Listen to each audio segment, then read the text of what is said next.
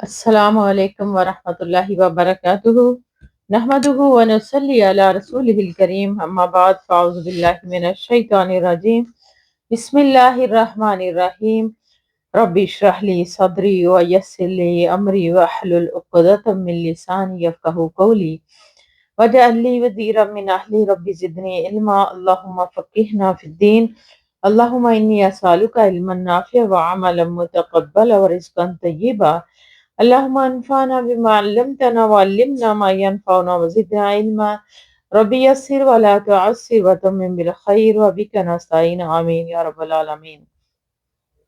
کسی آدمی کے سامنے عورت کے محاسن بیان کرنے کی ممانعت الا یہ کہ کسی شرعی مقصد جیسے نکاح وغیرہ کے لیے اس کی ضرورت ہو۔ حضرت ابن مسعود رضی اللہ تعالی عنہ سے روایت ہے کہ رسول اللہ صلی اللہ علیہ وسلم نے ارشاد فرمایا کہ کوئی عورت دوسری عورت سے مل کر اس کے اوصاف اپنے خامند کے سامنے اس طرح بیان نہ کرے گویا کہ وہ اسے دیکھ رہا ہے، اور بخاری و مسلم۔ فائدہ عربی میں مباشرت کے معنی ہے کہ دو جسموں کا باہم ملاپ، اور یہاں لا تباشر کنایا ہے اس بات سے کہ یہ ایک عورت دوسری عورت کے جسم کو نہ دیکھے۔ اسی جگہ اصل اور کنایا دونوں ہی مراد ہے، اور مطلب یہ ہے کہ کوئی عورت بلا ضرورت دوسری عورت کا جسم نہ دیکھے اور نہ اس کے جسم کے ساتھ اپنا جسم ملائے، کیونکہ اسی طرح اس کی ساری جسمانی خوبیوں کا اسے علم ہو جائے گا جیسے وہ اپنے خامد کے سامنے بیان کرے گی۔ تو اندیشہ کہ اس کا خامد کسی فتنے میں مبتلا ہو جائے یا دوسری عورت کے حسن و جمال سے متاثر ہو کر اپنی بیوی کو طلاق دے دے، اور یوں اس کی اپنی زندگی بھی برباد ہو سکتی ہے، لہذا اسد باب کے طور پر آپ نے اسی طرح کرنے سے منع فرمایا۔ انسان کا یہ کہنا کہ اے اللہ اگر تو چاہے تو مجھے بخش دے مگر وہ ہے مکروہ ہے، یعنی بلکہ یقین کے ساتھ اللہ سے درخواست کرے۔ حضرت ابو ہریرہ رضی اللہ تعالیٰ عنہ سے روایت ہے کہ رسول اللہ صلی اللہ علیہ وآلہ وسلم نے ارشاد فرمایا، تم میں سے کوئی شخص یہ نہ کہے کہ اے اللہ اگر تو چاہے تو مجھے بخش دے، اے اللہ اگر تو چاہے تو مجھ پر رحم فرما دے، چاہے کہ یقین کے ساتھ سوال کرے، اس لیے کہ اسے اللہ تعالیٰ کو کوئی مجبور کرنے والا نہیں۔ رواہ البخاری و مسلم۔ اور مسلم کی ایک اور روایت میں ہے، اور لیکن یقین کے ساتھ مانگنے اور رغبت کا خوب اظہار کرے، اسی لیے کہ اللہ تعالیٰ کے نزدیک کوئی بھی چیز دنیا جو وہ مانگنے والے کو دیتا ہے بڑی بات نہیں ہے۔ فائدہ نمبر 1، یقین کے ساتھ مانگنے کا مطلب ہے کہ مانگنے میں غیر یقینی انداز نہ ہو، اللہ کی مشیت پر اسے موقوف کرنے، بلکہ پوری شدت طلب کا اظہار اور الہا اور اصرار کرے۔ نمبر 2، کسی چیز کا دینا اس کے لیے بڑی بات نہیں کا مطلب ہے کہ انسان دین یا دنیا کی کوئی بھی چیز طلب کرے اور اس کا پورا کر دینا اللہ کے لیے کوئی مشکل امر نہیں۔ بے شک حضرت انس رضی اللہ تعالیٰ عنہ سے روایت ہے کہ رسول اللہ صلی اللہ علیہ وآلہ وسلم نے ارشاد فرمایا کہ جب تم میں سے کوئی دعا کرے تو اسے چاہیے کہ عزم و یقین کے ساتھ سوال کرے، اور یوں ہرگز نہ کہے کہ اے اللہ اگر تو چاہے تو مجھے دے دے، اس کے لیے اسے کوئی مجبور کرنے والا نہیں ہے۔ رواہ البخاری و مسلم۔ فائدہ، انسان قدم قدم پر اللہ کا محتاج ہے، اس لیے اسے اللہ تعالیٰ کے ساتھ ایسا معاملہ نہیں کرنا چاہیے جس سے اس امر کا اظہار ہو کہ وہ بے نیاز ہے۔ اللہ تعالیٰ اس کا سوال پورا کرنے نہ کرنے اور اس سے اسے کوئی فرق نہیں پڑے گا۔ علاوہ ازیں اس میں مطلوبہ چیز سے بھی بے نیازی ہے، اور یہ دونوں ہی باتیں اللہ کی شان سے فروتر اور بندے کی اپنی عاجزانہ حالت سے برتر ہیں۔ البتہ اس طرح کہنے میں چند حرج نہیں کہ یا اللہ اگر تیرے علم میں یہ میرے لیے بہتر ہے تو عطا کر۔ بے شک یا اللہ کہ اگر تیرے علم میں یہ میرے لیے بہتر ہے تو عطا کر، یہ کہہ سکتا ہے انسان۔ جو اللہ چاہے اور فلاں کہنے کی کراہت کا بیان، فلاں چاہے، جو اللہ چاہے اور فلاں چاہے کہنے کی کراہت۔ حضرت حذیفہ بن یمان رضی اللہ تعالیٰ عنہ سے روایت ہے کہ نبی کریم صلی اللہ علیہ وآلہ وسلم نے فرمایا کہ اس طرح نہ کہو جو اللہ چاہے اور فلاں چاہے، لیکن یہ کہو کہ جو اللہ چاہے پھر جو فلاں چاہے، اے اللہ۔ اسے ابو داؤد نے صحیح سند سے روایت کیا ہے۔ فائدہ، پہلی صورت اس لیے ممنوع ہے کہ اس میں بیک وقت انسان اور اللہ کی مشیت میں اشتراک ہو جاتا ہے، جو یکسر غلط اور خلاف واقعہ ہے، جبکہ دوسری صورت میں اللہ کی مشیت پہلے ہے جو اصل ہے، اور اس کے بعد بندے کی مشیت ہے جو اللہ کی مشیت کے تابع ہے۔ اسی لیے یہ جائز ہے کہ یہ ایسے ہے جیسے کوئی کہے کہ ہمارا سہارا تو اللہ ہے اور آپ ہیں، اس میں اللہ اور بندے دونوں کو یکساں مقام دے دیا گیا، جو ناجائز ہے۔ البتہ یہ کہنا صحیح ہوگا کہ ہمارا سہارا تو اللہ ہے، پھر آپ ہیں، کیونکہ اس میں واہمہ شرک نہیں، جبکہ پہلی بات میں ایسا ہے۔ اللہ محفوظ منہم۔ عشاء کے بعد بات چیت کرنے کی کراہت، اس سے مراد وہ بات چیت ہے جو اس وقت کے علاوہ دیگر اوقات میں جائز ہے، اور اس کا کرنا اور چھوڑنا دونوں برابر ہوں۔ لیکن وہ بات جو اس وقت کے علاوہ دیگر اوقات میں حرام ہو تو وہ اس وقت عشاء کے بعد زیادہ حرام اور زیادہ مکروہ ہوگی۔ لیکن بلائی کی بات جیسے علمی مذاکرہ، نیک لوگوں کی حکایت، عمدہ اخلاق کا تذکرہ، مہمان کے ساتھ اور کسی ضرورت مند وغیرہ کے ساتھ گفتگو کرنا، تو اس میں کوئی کراہت نہیں، بلکہ یہ مستحب پسندیدہ ہے۔ اسی طرح کسی عذر یا سبب کی وجہ سے بات کرنے میں بھی کوئی کراہت نہیں۔ یہ تمام باتیں جن کا میں نے ذکر کیا ہے ان پر صحیح حدیثیں دلالت کرتی ہیں۔ حضرت ابو ہریرہ رضی اللہ تعالیٰ عنہ سے روایت ہے کہ رسول اللہ صلی اللہ علیہ وآلہ وسلم عشاء سے پہلے سونے کو اور عشاء کے بعد بات چیت کرنے کو ناپسند فرماتے تھے، رواہ البخاری و مسلم۔ حضرت عائشہ فائد نمبر 1، عشاء سے قبل سونے کی ممانعت کی وجہ سے کہ اس طرح عشاء کی نماز فوت ہو جانے کا قوی اندیشہ ہے، اور عشاء کے بعد جائز بات چیت اس لیے ناپسندیدہ ہے کہ اس سے سونے میں تاخیر ہو جاتی ہے، جس کی وجہ سے انسان کے لیے تہجد یا فجر کے وقت اٹھنا مشکل ہو جاتا ہے۔ اس صورت میں گویا کہ نماز فجر کے فوت ہونے کا اندیشہ رہتا ہے۔ علاوہ ازیں انسان عشاء کی نماز کے فوراً بعد سو جائے تو اس لحاظ سے بھی بہتر ہے کہ اس کی دن کی سرگرمیوں کا اہتمام نماز پر ہوگا، جو افضل ترین عمل ہے۔ نمبر 2، یہ بھی یاد رہے کہ عشاء کے بعد بات چیت ناپسندیدہ ہے تو دوسرے کام بھی جن میں کوئی دینی فائدہ اور شرعی غرض نہیں مکروہ ہوں گے، جیسے کھیل کود، تاش بازی، شطرنج وغیرہ، اور آج کل کی عالمی لعنت ٹیلی ویژن اور ویڈیو وغیرہ دیکھنا۔ یہ ساری چیزیں تو ویسے بھی حرام ہے۔ عشاء کے بعد ان لغویات میں مصروف رہنا اور بھی زیادہ حرام ہوگا۔ اسی طرح امام نووی رحم اللہ نے علمی مذاکرے وغیرہ کو جو جائز بلکہ مستحب قرار دیا ہے تو یہ بھی مشروط ہے۔ بر وقت نماز فجر کی ادائیگی کے ساتھ اگر رات کو تعلیم و تعلم یا واعظ تذکیری میں اتنا وقت صرف کر دیا جائے کہ فجر کے وقت اٹھ نہ سکے تو یہ جواز واستجاب بھی محل نظر قرار پائے گا۔ حضرت ابن عمر رضی اللہ تعالیٰ عنہ سے روایت ہے کہ بے شک رسول اللہ صلی اللہ علیہ وآلہ وسلم نے اپنی زندگی کے آخری ایام میں عشاء کی نماز پڑھائی۔ پس جب آپ صلی اللہ علیہ وسلم نے اسلام پھیرا تو فرمایا، بلا بتلاؤ تو صحیح یہ رات کون سی ہے؟ بے شک جو شخص آج روئے زمین پر زندہ ہے صدی کے پورے ہونے تک وہ باقی نہیں رہے گا، رواہ البخاری و مسلم۔ فائد نمبر 1، یہ نبی کریم صلی اللہ علیہ وسلم نے پیش گوئی فرمائی تھی کہ آج کی رات کے بعد جو زندہ ہے وہ صدی کے راس پورے ہونے یا سرے اور پر باقی نہیں رہیں گے۔ چنانچہ ایسا ہی ہوا۔ تمام صحابہ کرام رضی اللہ تعالیٰ عنہم پہلی صدی ہجری کے اہتمام تک وفات پا گئے۔ سب سے آخر میں وفات پانے والے صحابی ابو الطفیل عامر بن واصلہ رضی اللہ تعالیٰ عنہ ہے، جن کا انتقال 110 ہجری میں ہوا، یعنی آپ کے فرمان کے پورے 100 سال بعد صلی اللہ علیہ وسلم۔ نمبر 2، اس میں عشاء کے بعد ضروری باتیں اور علم سے متعلق گفتگو کا جواز ہے۔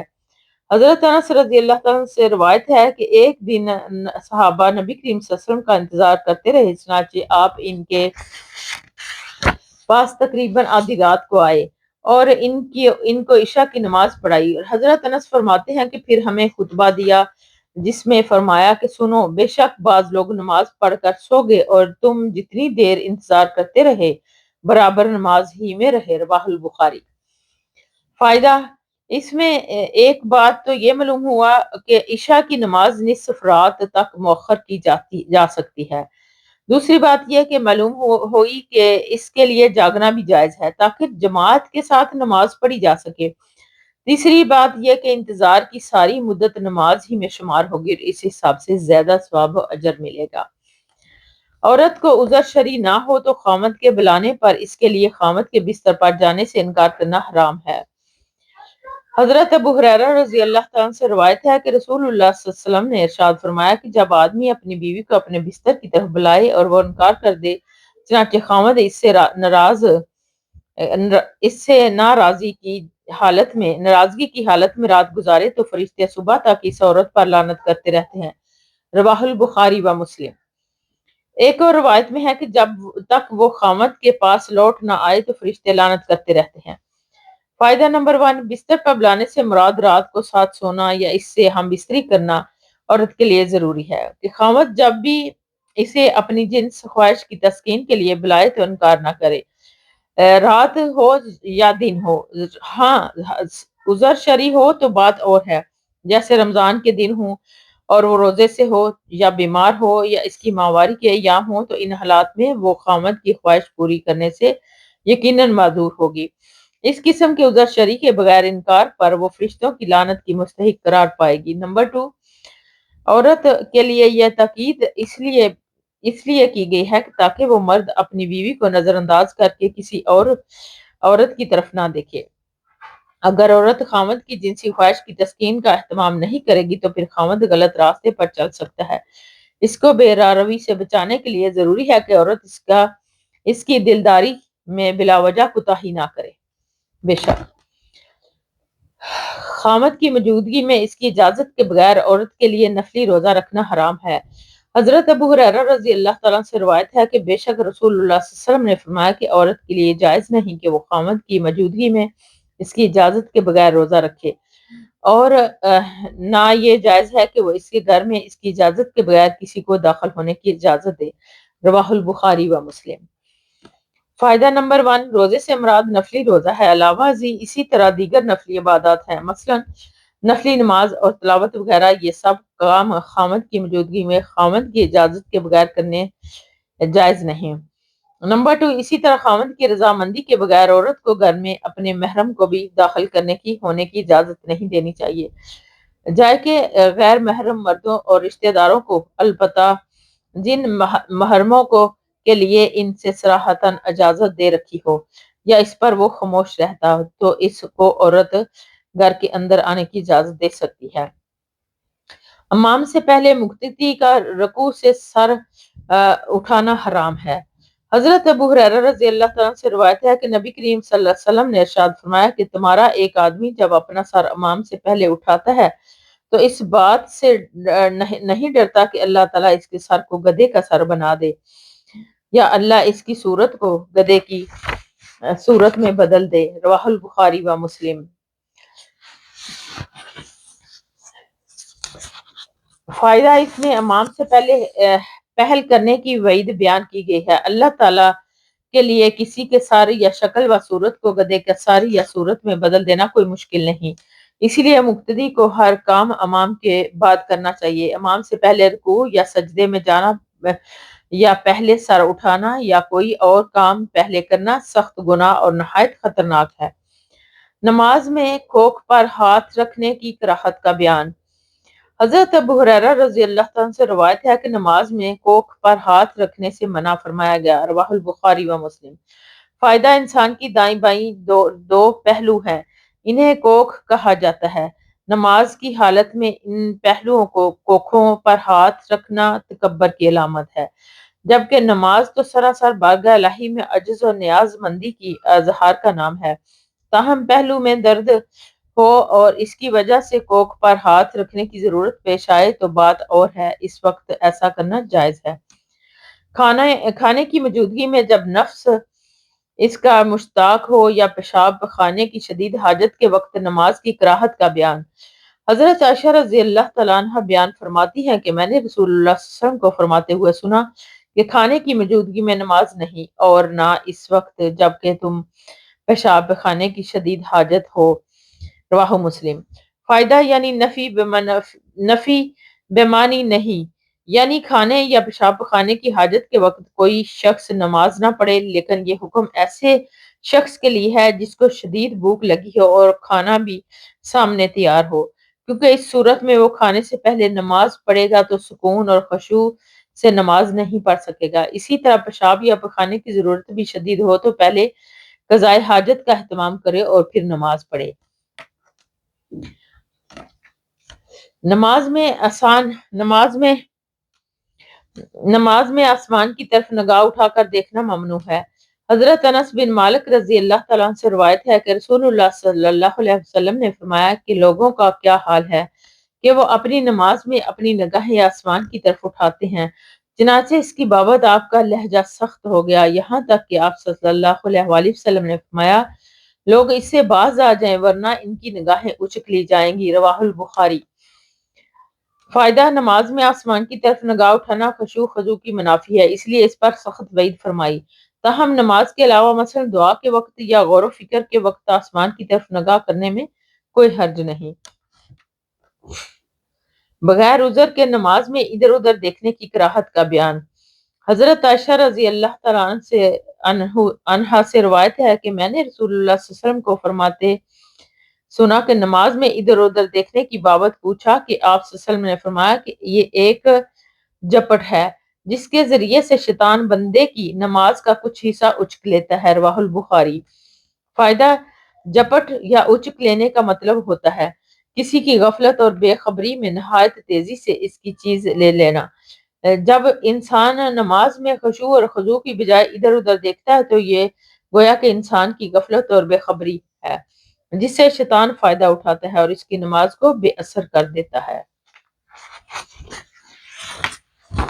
حضرت انس رضی اللہ تعالیٰ عنہ سے روایت ہے کہ رسول اللہ صلی اللہ علیہ وآلہ وسلم نے مجھ سے فرمایا کہ نماز میں ادھر ادھر دیکھنے سے بچو، اس لیے کہ نماز میں ادھر ادھر دیکھنا بربادی ہے۔ اگر ادھر ادھر دیکھنا ضروری ہے تو نفلی نماز میں دیکھا جا سکتا ہے، نہ کہ فرض نماز میں۔ اسے ترمذی رحم اللہ نے روایت کیا ہے اور کہا ہے یہ حدیث حسن ہے۔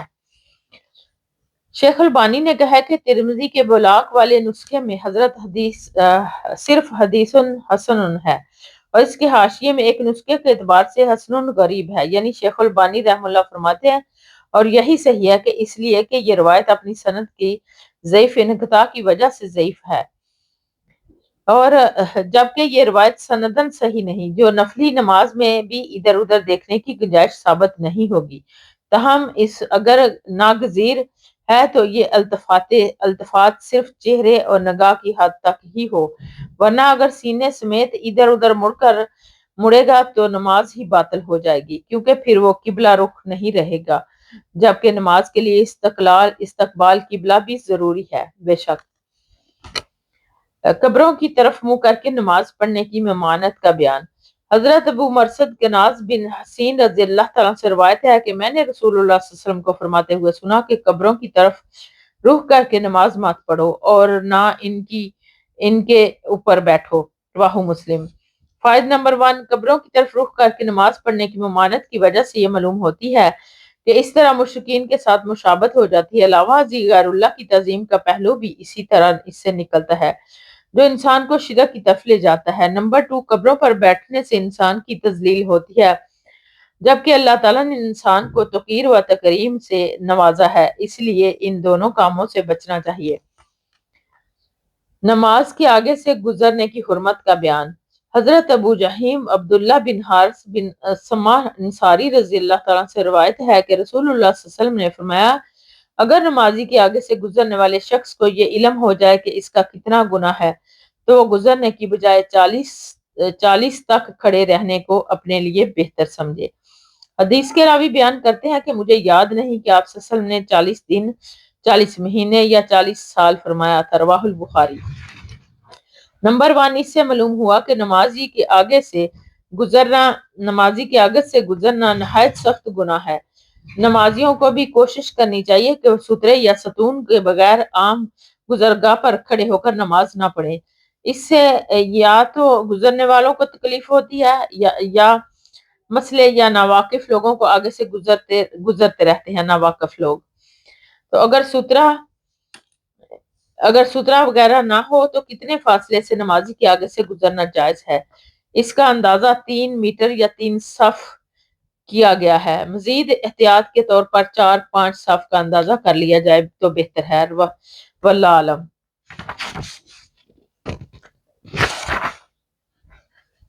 واللہ عالم۔ حضرت ابو جہم عبداللہ بن حارث رضی اللہ تعالیٰ عبداللہ بن حارث ابی کعب کے بانجے خزی انصاری ہیں، کنیت ان کی ابو جہم ہے، نیک اور شریف طبع انسان تھے، سما کے بیٹوں معاذ اور خراش کے یہ بھتیجے ہیں۔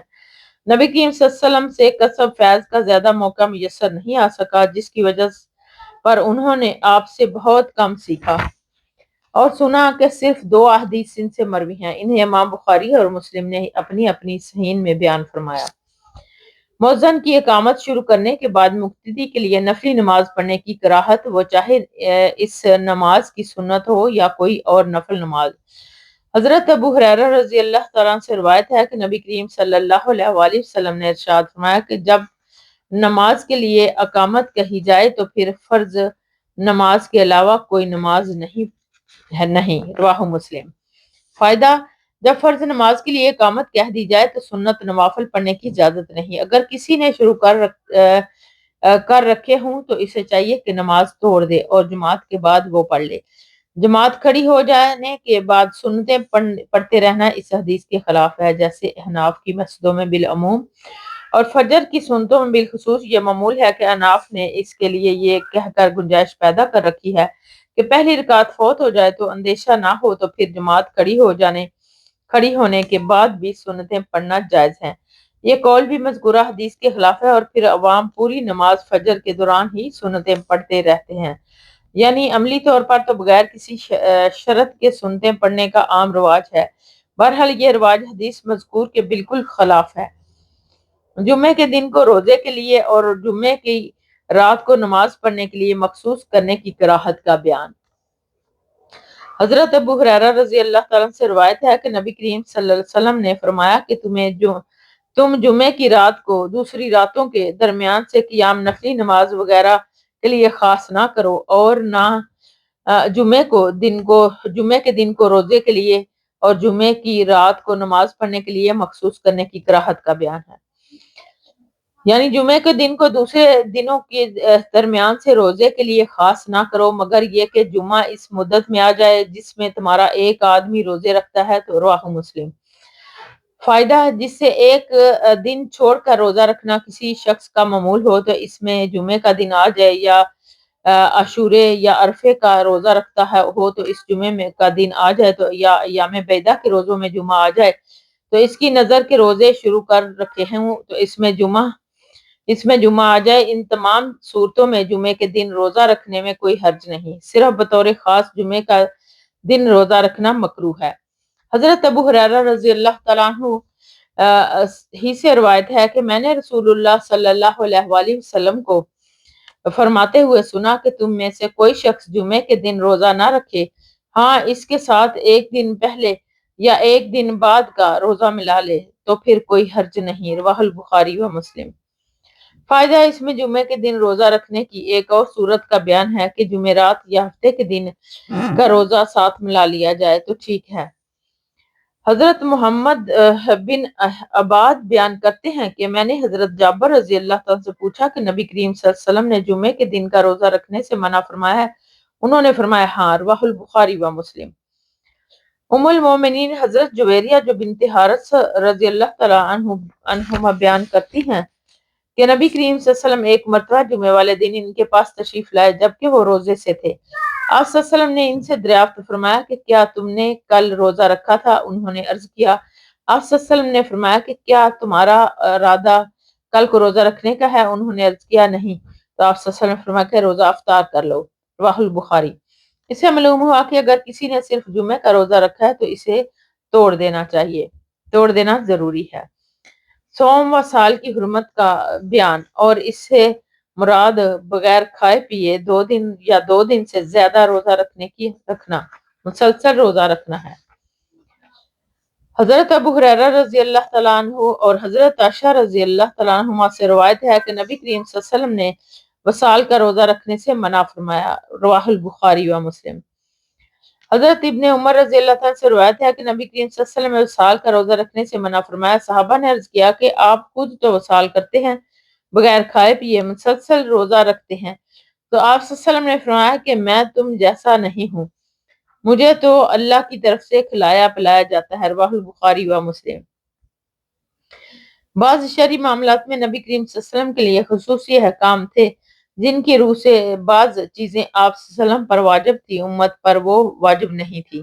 نہیں، آپ کے حق میں وہ جائز تھی، امت کے لیے ان کا جواز نہیں ہے۔ ایسی چیزیں آپ کی خصوصیات کہلاتی ہیں جن میں امت کے لیے آپ اقتدار کرنا جائز نہیں بلکہ گناہ ہے۔ انہی خصوصیات میں سے ایک سوم وصال ہے، جس کا مطلب ہے کہ بغیر کھائے پیے مسلسل کئی دن کا روزہ رکھنا۔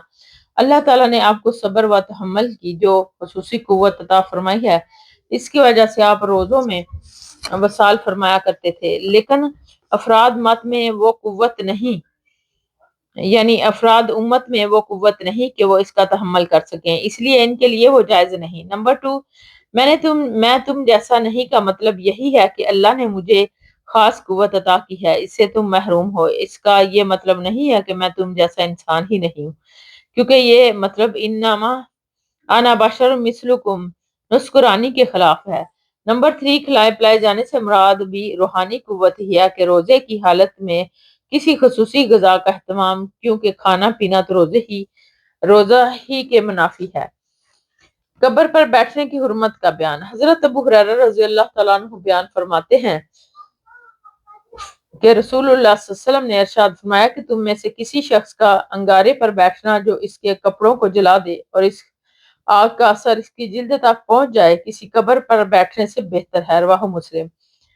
فائدہ، قبر پر بیٹھنے میں مردے کی اہانت کا پہلو ہے، اس لیے اس کو بھی سخت گناہ قرار دیا ہے، اس سے اجتناب ضروری ہے۔ قبر کو پختہ کرنے اور اس پر عمارت قبہ وغیرہ بنانے کی ممانعت کا بیان۔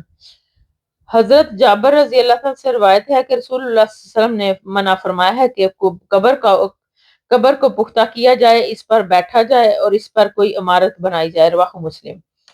فائدہ، قبروں کو پختہ کرنا ایک تو فضول خرچی ہے کیونکہ اس سے کوئی فائدہ مردے کو نہیں ہوتا، دوسرا اس میں فوت شدگان کی ایسی تعظیم ہے جو انسان کو شرک کی طرف لے جاتی ہے۔ قبروں پر قبہ اور گنبد وغیرہ بنانے کا بھی یہی معاملہ ہے، اور قبروں پر بیٹھنا تکریم انسانیت کی منافی ہے، اس لیے ان تینوں کاموں سے روک دیا گیا۔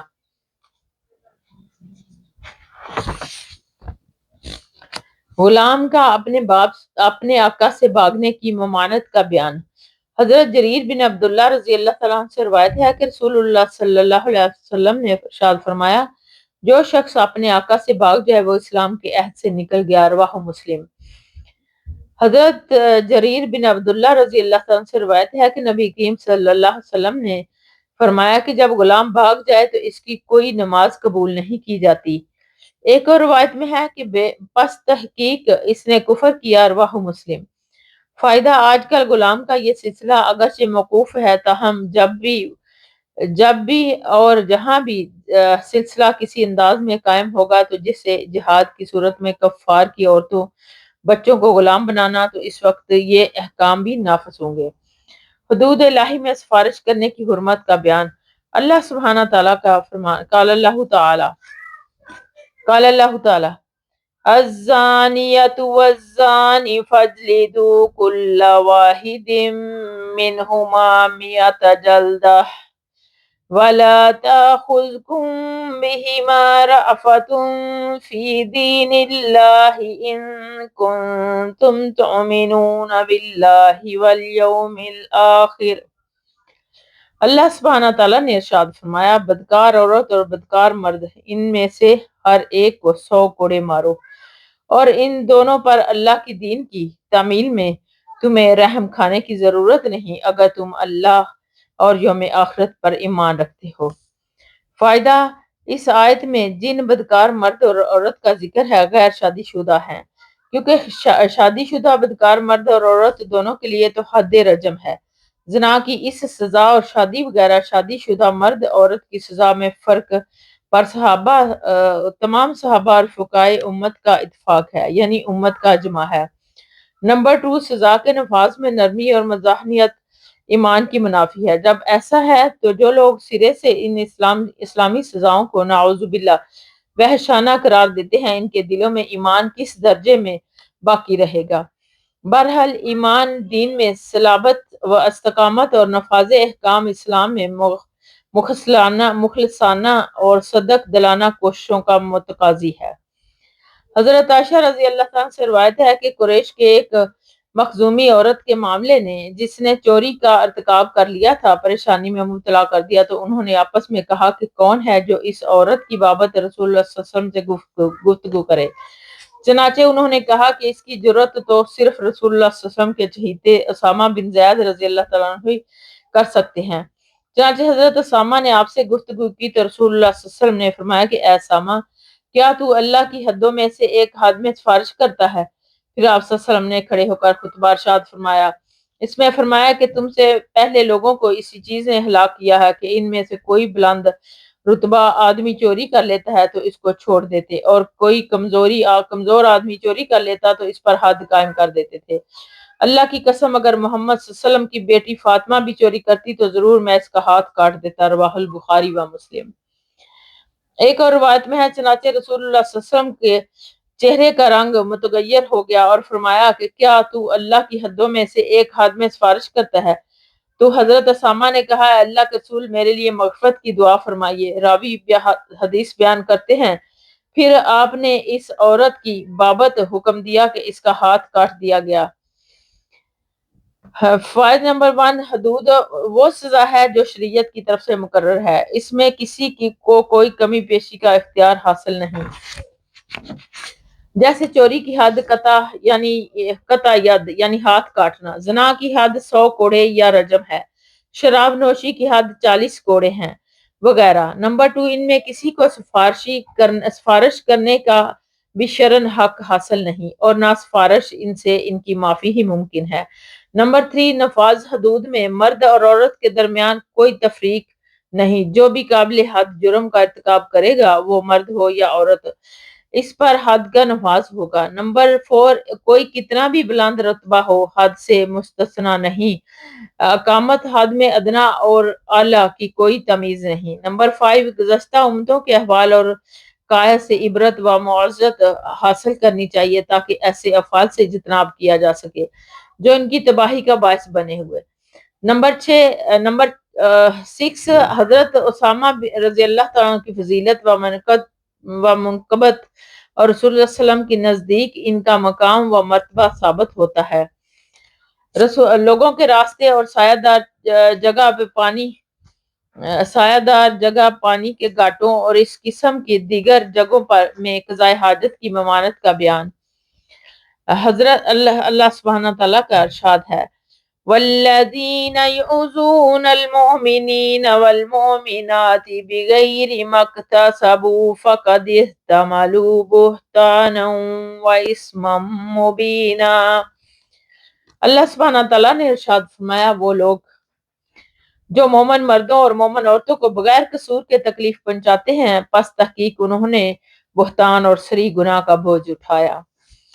فائدہ، حضرت آیت مذکورہ جگہوں پر پیشاب پخانہ کرنا یقیناً ایذا کا باعث ہے اور مومنوں کو ایذا پہنچانا سخت گناہ ہے، اس لیے اس سے اجتناب ضروری ہے۔ جس طرح گرمی میں سایہ دار جگہ کی اہمیت ہے، سردی میں دھوپ والی جگہ کو وہی اہمیت حاصل ہوتی ہے، اس لیے موسم کے اعتبار سے ان جگہوں کا غلط استعمال گناہ کا باعث ہوگا، بشرط یہ کہ وہ دھوپ والی جگہ لوگوں کے بیٹھنے کے لیے ہو یا ان کی گزرگاہ ہو۔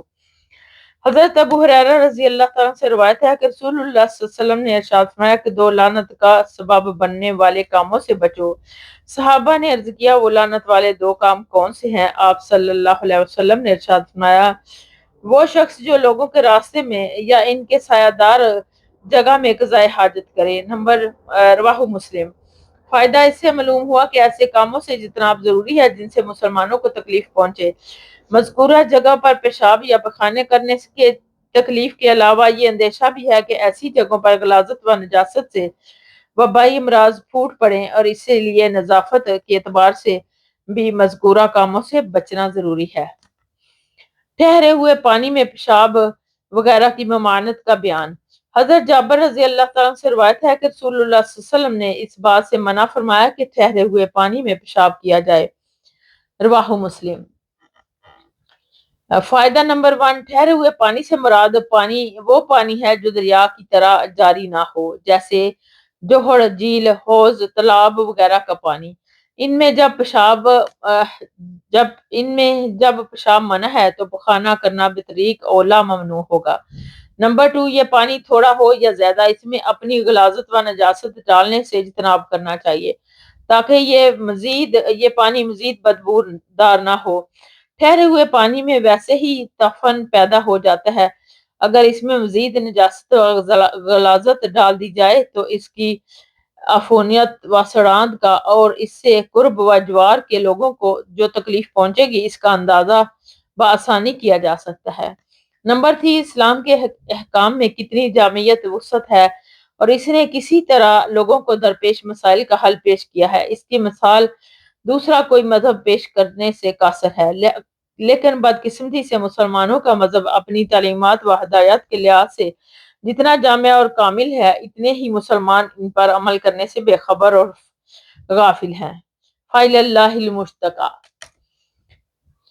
باپ کے اپنی اولاد میں سے ہبے اور عطیے میں ایک دوسرے پر ترجیح دینے کی کراہت کا بیان۔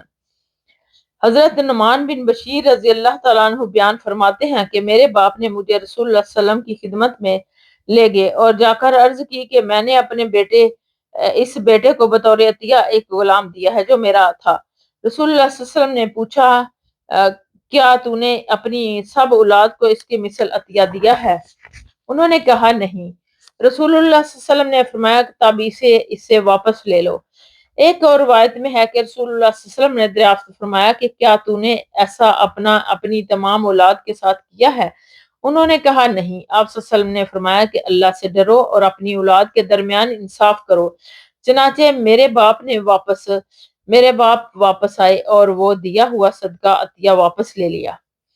ایک اور روایت میں ہے کہ رسول اللہ صلی اللہ علیہ وسلم نے دریافت فرمایا کہ اے بشیر، کیا اس کے علاوہ بھی تیری اولاد ہے؟ انہوں نے کہا ہاں۔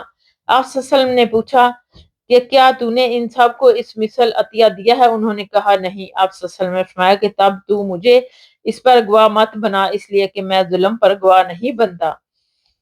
ایک اور روایت میں ہے کہ تو مجھے ظلم پر گواہ مت بنا۔ ایک اور روایت میں ہے کہ تو میرے علاوہ کسی اور کو اس پر گواہ بنا۔ پھر فرمایا کیا تجھے یہ بات پسند ہے کہ ساری اولاد تیرے ساتھ نیکی کرنے میں برابر ہو؟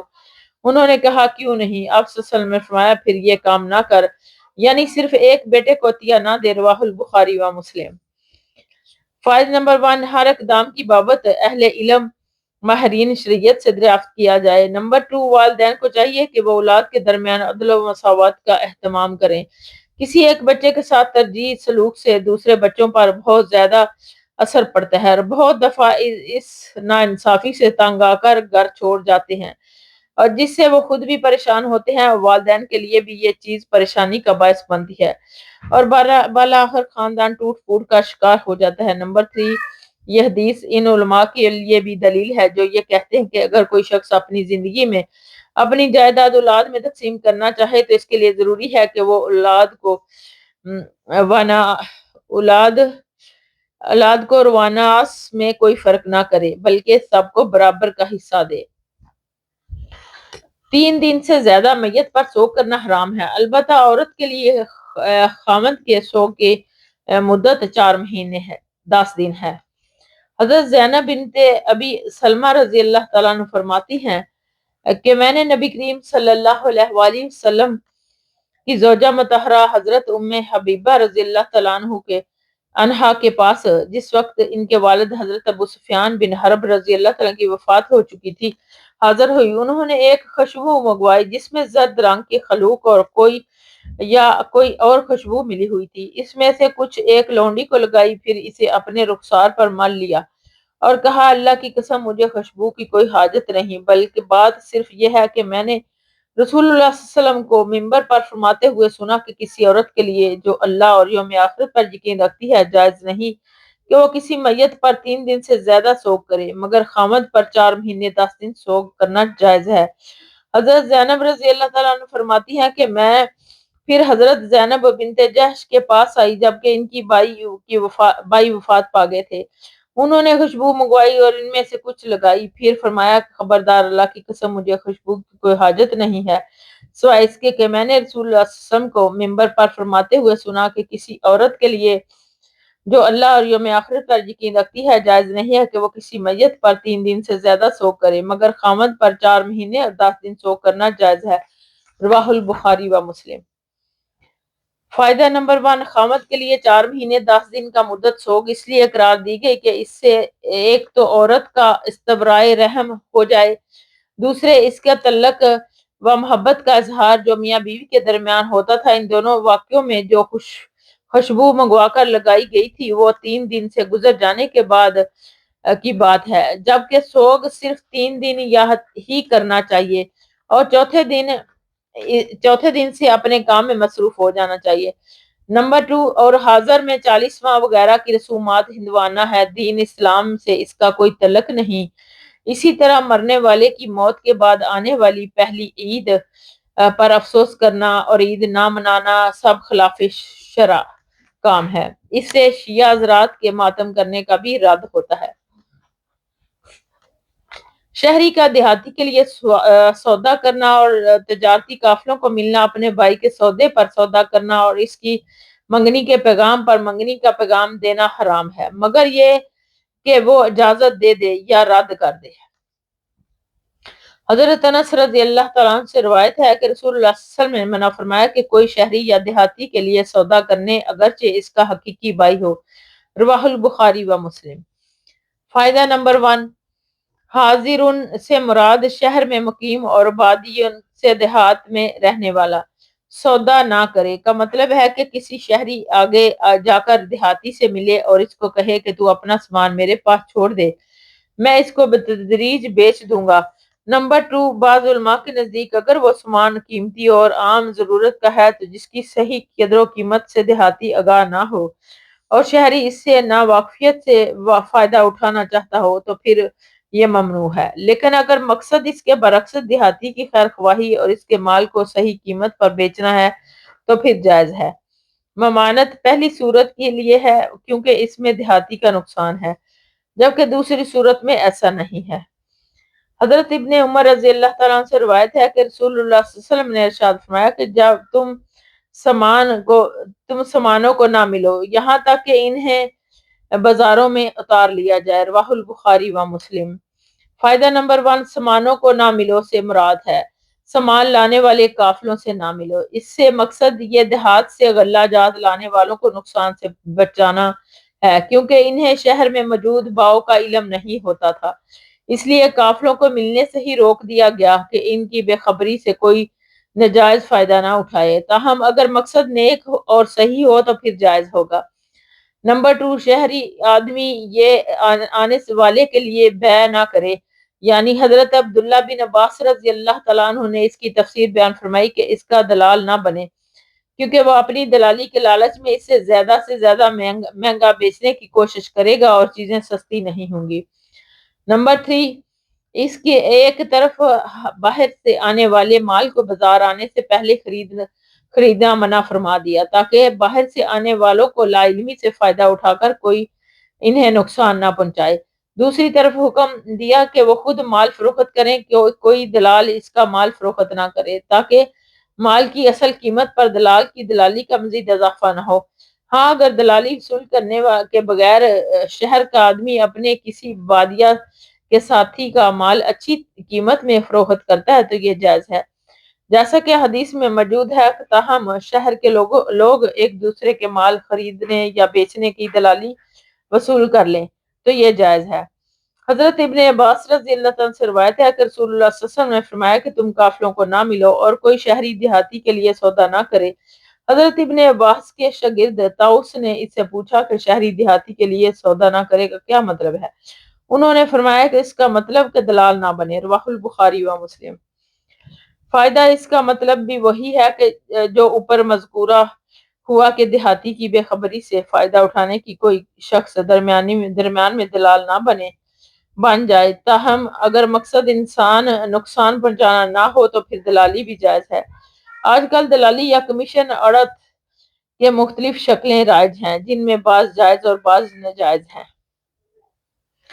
حضرت ابو ہریرہ رضی اللہ تعالیٰ عنہ سے روایت ہے کہ رسول اللہ صلی اللہ علیہ وسلم نے اس بات سے منع فرمایا کہ کوئی شہری دیہاتی کے لیے سودا کرے، اور فرمایا کہ دوسروں کو دھوکہ دینے کے لیے سامان کی قیمت نہ بڑھاؤ، اور آدمی اپنے بھائی کے سودے پر سودا نہ کرے، اور اپنے بھائی کی منگنی کے پیغام پر منگنی کا پیغام نہ دے، اور عورت اپنے مسلمان بہن کے طلاق کا سوال نہ کرے، اس کے برتن میں جو کچھ ہے اسے الٹ دے۔